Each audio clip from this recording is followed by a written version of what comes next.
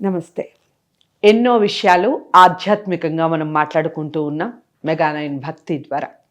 చాలా విషయాలు మనకి తెలియని ఎన్నో విషయాలు అటు ధర్మ సందేహాల రూపంలో నిత్యం మనల్ని పలకరిస్తూనే ఉంటారు దిన ఫలితాల రూపంలో రఘుప్రియ గారు.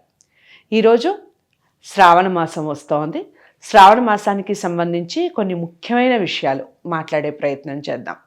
చాలామందికి తెలిసిన వాళ్ళు ఎవరైనా ఉంటే ఖచ్చితంగా కామెంట్ బాక్స్లో తెలియచేయండి. తెలియని వారు ఇక నుంచి ఈ వీడియోస్ని అందరికీ షేర్ చేసే ప్రయత్నం చేస్తూ, అలాగే శ్రావణ మాసంలో మనం చేయాల్సిన పనులు ఏమిటి, చేయకూడనివి ఏమిటి, వ్రతాలు ఏ విధంగా చేసుకోవాలి, పూజలు నోములు ఏ విధంగా చేసుకోవాలి, శివతత్వం ఏం చెప్తోంది ఈ శ్రావణ మాసంలో, అలాగే అసలు శ్రావణ మాసానికే ఎందుకు ఇంతటి విశిష్టత, ఇంతటి గౌరవం, ఇంతటి పూజా ఫలితాలని అందుకునే మాసం ఏదైనా ఉంది అంటే శ్రావణ మాసం, ఆ తర్వాత కార్తీక మాసం.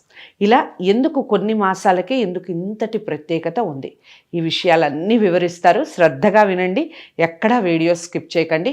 విషయం ఏదన్నా బోధపడకపోయినా లేదా మీరు ఇంకా డైరెక్ట్గా కలిసి మాట్లాడితే బాగుంటుంది అనుకున్న రఘుప్రియ గారిని డైరెక్ట్గా కాంటాక్ట్ అవ్వచ్చు. స్క్రీన్ మీద కనపడే నెంబర్కి కాల్ చేయడం ద్వారా. నమస్కారం అండి. నమస్తే అండి. రఘుప్రియ గారు, చాలా చక్కటి వివరణ. మనం శ్రావణ మాసం అనగానే ఉపవాసాలని మీరు అన్నట్టుగా అన్ని పచ్చగా కనిపిస్తాయి. ఇల్లు మొత్తం అసలు పచ్చదనంతో నిండిపోతుంది, అటు పసుపుతోనూ ఇటు తోరణాలతోనూ చక్కగా అసలు ఎటు చూసినా ఆ పచ్చదనం కనిపిస్తూ ఉంటుంది.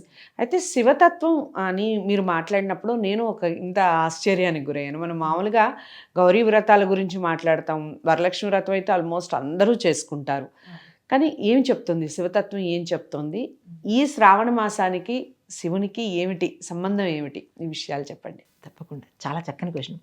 శివుడి గురించి చెప్పాలి, మాట్లాడుకోవాలి అనుకుంటే అందరి పెర్సెప్షన్ ఏంటంటే ఒక కార్తీక మాసమే శివుడికి ఏమో అని అనుకుంటారు. కానీ అంతకన్నా ఇష్టమైన మాసము శ్రావణ మాసము.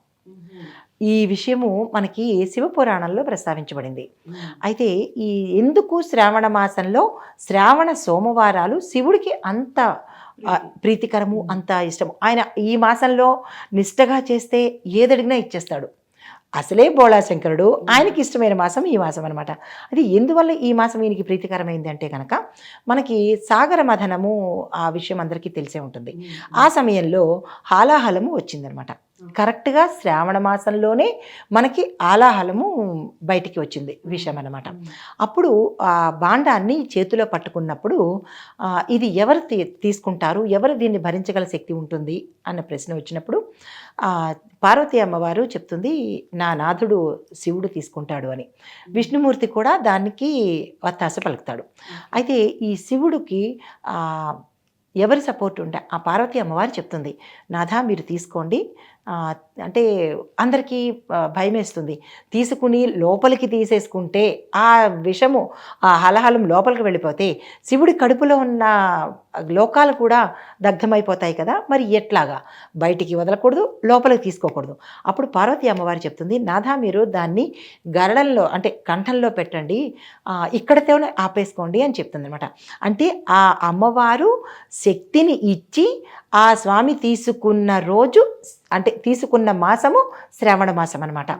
అందున సోమవారం రోజు ఆ స్వామి స్వీకరించి గరడంలోనే అంటే గొంతులోనే ఆ విషయాన్ని అక్కడ ఆపేశారనమాట.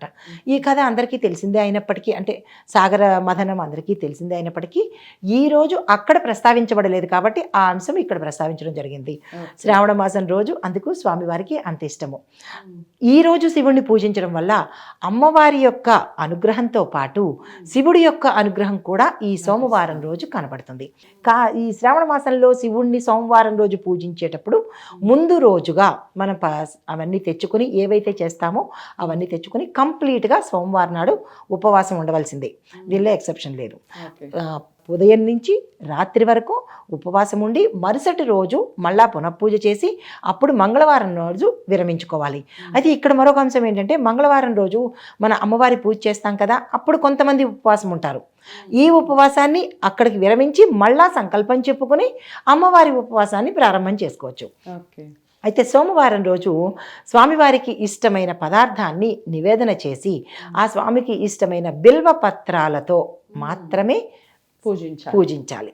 పూజిస్తూ ఆవు పాలతోనూ అభిషేకం చేసుకోవచ్చు. Okay. అయితే మిగతా వాటితో అభిషేకం చెయ్యకూడదా అంటే దీంతో చెరుకు రసంతో చేసుకోవచ్చు, పసుపు కుంకుమలతో చేసుకోవచ్చు, విభూది కూడా స్వామివారికి ఇష్టమే, దాంతో చేసుకోవచ్చు, రుద్రాక్షలు చేసుకోవచ్చు. కానీ ఇవి అన్నీ వారి వారి సంకల్పాన్ని బట్టి అవి చేసుకుంటారు. కానీ ఏ సంకల్పము లేదు, నాకు ఏ కోరిక లేదు అన్నప్పుడు ఆవు పాలతో చేసుకుని బిల్వపత్రాలతో కూడా స్వామివారిని అర్చించుకుంటారనమాట. ఇక్కడ ఈ స్వామిని అర్చించేటప్పుడు సోమవారం రోజు మద్యం తాగకూడదు, మాంసం తినకూడదు, చెడు మాటలు మాట్లాడకూడదు, దుర్భాషలు మాక్సిమం ఎవరు తినరు. కొంతమందికి పట్టింపు లేదు, అట్లాంటివి కూడా ఉన్నారు వాళ్ళ గురించి కూడా. అంటే ఇవి నియమాలు, మాకు పర్వాలేదు తినేస్తాము చేస్తాము అంటే ఇంకా అది ఎవరైనా చెప్పింది కాదు, ఇవి శాస్త్రపరంగా శివపురాణంలో చెప్పిన నియమాలు అనమాట. ఈ నియమాలతో మనం పూజ చేసుకున్నట్టయితే పొద్దున్న సాయంత్రము అభిషేకం చేసుకున్నట్టయితే కనుక ఆ సోమవారం నాడు విశేషమైన ఫలితాలు వస్తాయి. అయితే మీరు ఫలితాల గురించి చెప్పారు, ఏ పనులు చేయకూడదు అంటే ఏవి చేయటం వలన అశుభం జరుగుతుంది ఈ శ్రావణ మాసంలో, ఆ విషయాల గురించి చెప్పండి. తప్పకుండా. ఈ శ్రావణ మాసంలో ప్రతి ఒక్కరూ అంటే నోములు పట్టేవాళ్ళు కాదు, ఎవరైనా సరే చెయ్యకూడని పనులు ఏంటంటే మాంసము మద్యము ప్రప్రథమంగా ఎప్పుడు మనం ఏ పూజలు చేసినా ఏ మాసంలోనైనా ఇవి మనము స్వీకరించకూడదు. దీంతోపాటు శివుడికి ఇష్టమైన నెల ఈ మాసం కాబట్టి, ఈ మాసంలో ఈ సమయం కాబట్టి దుష్ట ఆలోచనలు, చెడు ఆలోచనలు, ఎదుటివారిని హింస పెట్టడము, ఏ రకంగానైనా సరే హింస పెట్టడం కానీ, పరనింద కానీ, హింస కానీ చేయకుండా చెడు పనులు అనృతము అంటారు, అంటే అసత్యం పలకడం కానీ, ఇలాంటి పనులకు చాలా దూరంగా ఉండాలి. దీంతో పాటుగా అతిగా మాట్లాడడం కూడా, ఎంత సాధ్యమైనంత మౌనంగా ఉంటే అంత ఫలితం ఎక్కువ వస్తుంది. అతిగా మాట్లాడడం కానీ, కోపం తెచ్చుకోవడం కానీ, తరువాత తామస గుణాలకు సంబంధించిన పదార్థాలు కూడా విసర్జించాలి. దీంతో పాటు ఇంకొకటి ఏంటంటే కొంతమంది వాళ్ళ వృత్తిరీత్యా కావచ్చు, కొన్ని పనుల్లో వాళ్ళు తప్పనిసరిగా ఆ పనులు చేయాలి. అంటే ఇప్పుడు బచ్చర్స్ ఉంటారు, వాళ్ళు తప్పనిసరిగా ఆ వృత్తి చేయాలి. మరి మాకు పాపం అంటుతుందా అంటే ఆ వృత్తిరీత్యా చేసే ఆ పనికి పాపం అంటదు, అది వృత్తి నిమిత్తంగా చేస్తున్నాం కాబట్టి. అదే మామూలు అంటే కావలసి చేసినట్టయితే కనుక ఆ పని హింస పెట్టడం కానీ, జీవిని చంపడం కానీ చేస్తే తప్పకుండా అది ఏ పాపాలు వస్తాయి అనే అంశం కూడా తెలుసుకోవాలి. అలా చేసినట్టయితే కనుక బ్రహ్మహత్యా దోషం అంటుకుంటుంది. తర్వాత ఇంకొక పాపం ఏంటంటే ఎదుటి వాళ్ళని హింస పెట్టినందువల్ల లేదా చెడు మాటలు చేసినందువల్ల మనకి శిశుహత్య అంటారు కదా, జీవహింస చేశారంటారు కదా, ఆ పాపం కూడా వస్తుంది. మనం చెయ్యకపోయినప్పటికీ ఆ పాపం కూడా మన ఖాతాలో వేసుకుంటాము. దైవ దూషణకి సంబంధించిన పాపం కూడా మనకి అంటుతుంది. ఇటువంటి చెడు కర్మలు మనకి ఈ సమయంలో అంటుతాయి అన్నమాట. అయితే దీంతో పాటు ఈ పెద్దవాళ్ళని అవమానం చేయడం కానీ, మోసం చేయడం కానీ, ఎదుటి వాళ్ళని ఇబ్బంది పెట్టడం కానీ, ఇటువంటివి చేయడం వల్ల సరే అవి ఎప్పుడో పాపాలు మనకు కనబడతాయి. అంటే ఇప్పుడు కనబడే పాపాలు ఏంటంటే ఎక్కువగా మనస్తాపానికి గురి అవ్వడం కానీ, పిల్లల వల్ల ఇబ్బంది పడడం కానీ, వారు ఏదైతే ఆ సంకల్పం చెప్పుకుంటారో ఆ పనులు కాకపోవడము, అతి రుణాలకు వెళ్ళడము, కార్య విఘ్నం అవ్వడము, అవి జరుగుతాయి అన్నమాట. అంటే మనకి ఎదురుకుండా కనిపించేవి. ఇందాక అనుకున్న పాపాలు ఎప్పుడో కనిపిస్తాయి, కానీ ఇప్పుడు మనకి కళ్ళకు కనిపించే పాపాలు ఇవన్నమాట. అంటే దాని యొక్క ఫలితాలు ఇలా కనబడతాయి అన్నమాట. దీంతోపాటు ఇంకొకటి ఏంటంటే నియమనిష్టలతో కనుక శివుణ్ణి ఈ సమయంలో పూజించకపోతే శివుడి ఆగ్రహానికి గురి అవుతాం. శివుడి ఆగ్రహానికి గురి అయ్యాము అని మనకి ఎలా తెలుస్తుంది అంటే కనుక ఎక్కువగా ఆ కుటుంబంలో అశాంతి పెరుగుతుంటుంది. ఆ అశాంతి కనపడంగానే, ఏ రకమైన అశాంతి అయినా కనపడంగానే మనకి శివుడి ఆగ్రహం కలిగింది అని నమ్మవచ్చు.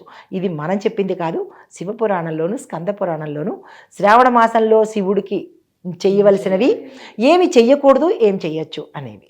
చాలా అంటే చాలా చక్కగా వివరించారు. శివతత్వం గురించి శ్రావణ మాసానికి సంబంధించి పూర్తి వివరణ తెలుసుకున్నాం కదా. ముఖ్యంగా ఏ పనులు చేయకూడదో తెలిస్తే మనం జాగ్రత్త పడటానికి అవకాశం ఉంటుంది. శ్రద్ధగా విన్నారని నేను అనుకుంటున్నాను. అందరికీ షేర్ చేయండి. ఇలాంటి విషయాలు ప్రతి ఇంటికి చేరాలి. ఎందుకంటే మనం చేయకూడని విషయాలు పూజా సమయంలో చాలామంది భక్తితో నియమనిష్టలతో చేస్తూ ఉంటారు. చేయకూడని పనులు కూడా అనుకోకుండా చేస్తూ ఉంటారు. సో అలా అనుకోకుండా చేయటం వలన చాలా దుష్ఫలితాలు ఉంటాయి అన్నట్టుగా చెప్తున్నారు రఘుప్రియ గారు.